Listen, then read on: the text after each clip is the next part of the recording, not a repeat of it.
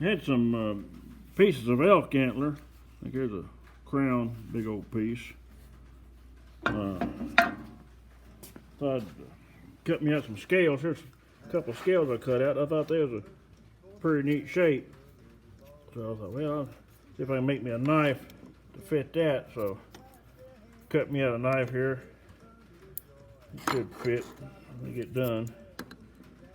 Be kind of a long one. With springs, the blade here. I should cut out 2 of them. So hopefully get this done. You can see here. It should fit. It'll be pretty when I get done with those. Hopefully. And you got more of these little old crappers or jacks cut out. Get those going. Can't hardly see what I'm doing here.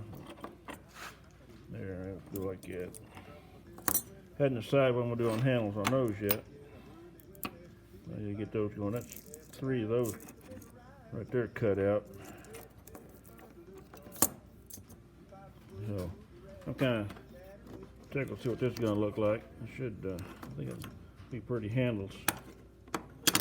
It'll be a little longer knife than I've been making. But these should be turn out pretty nice. Get these done. I gotta cut him a finger knot yet, and